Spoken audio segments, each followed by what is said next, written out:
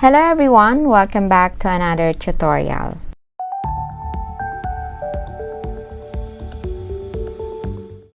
This tutorial is requested by Miss Relly. She wants to know how to convert JPEG to PDF. In my previous tutorial, it's all about how to convert PDF to JPEG for free using your mobile. In this tutorial, guys, I will use laptop. It's almost the same, guys, the process on how you can convert PDF to JPEG. So if you want to try this to mobile, it's almost the same, okay? By the way, guys, Miss Relly is a YouTuber also. She's in Malta. Her blog is about life in Malta, on how you can go to Malta. So if you want to know more about Malta, you can subscribe to Miss Relly. Ito yung channel niya. So let's go to my screen, guys, for the tutorial. And let's search for ilovepdf. So ito uli yung gagamitin ko. Kasi ito, free mo siyang magagamit without sign up.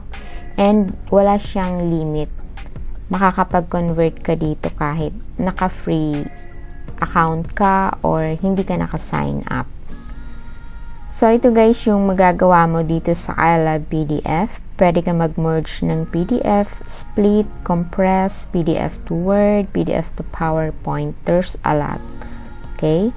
So, ang gagawin natin ngayon is to convert JPEG to PDF. So, hahanapin mo lang siya dito. Andito siya. If you click on that, again, guys, if you are using your mobile, it's almost the same as you convert PDF to JPEG. Okay? Let's select a JPEG images. You can select one or more than one. Hanap lang tayo dito sa ating file kung ano yung pwede natin. Okay. I will use this Father's Day cake topper na ginawa kong design. Gagawin ko siyang PDF. Bali 5 siya. Okay, let's open it. Okay, andito na, nai-add na natin yung 5 images na gusto nating i-convert as PDF. Dito, guys, sa right side ng screen nyo, makikita nyo to, image to PDF option. You can select landscape or portrait, and the page size A4 fits same page size US letter, like that. And kung gusto niyo small, big, and no margin. You can check this one, merge all images in one PDF file. You can uncheck if you want. Okay? And then let's click on convert to PDF. And very easy para ma-convert yung JPEG sa ating PDF. Ayan, na-download na siya. Let's open it. Okay. Your JPEG images is already in PDF format. Okay. Ang kagandahan, guys, sa PDF, kapag yun yung format na pinili mo in printing, malinaw siya. Hindi ka tulad ng kapag yung JPEG or mga images ang print mo, sometimes nagiging blurry or nagiging hindi siya malinaw.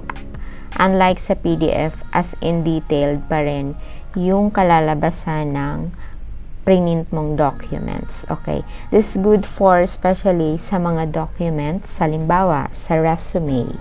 Yan. Kailangan naka-PDF para mas malinaw compared sa images na ipiprint natin. That's easy on how you can convert JPEG to PDF using ilovepdf.com site. Okay? Again, this is free to use. Okay? So, kung gagamit naman kayo ng mobile sa pag-convert ng JPEG to PDF, follow this tutorial kasi almost the same lang naman siya. Okay? So, ilalagay ko rin yung link niyan dito sa aking description. And guys, shout out sa lahat ng laging sumusuporta sa mga videos ko. Maraming salamat po from the bottom of my heart. Sana nasagot ko, Miss Relly, yung iyong request. At sana nakapagbigay uli ako sa inyo ng bagong kaalaman na makakatulong sa inyo sa pang-araw-araw nyong pamumuhay. Charot. So, ayan guys, thank you very much. Please like and share, give a thumbs up kung nagustuhan nyo yung video na to. Comment down below kung meron kayong mga katanungan, and please don't forget to subscribe if you haven't subscribed yet para ma-update kayo sa mga susunod kong video. Please turn on the notification bell. So, ayan. God bless everyone. Bye!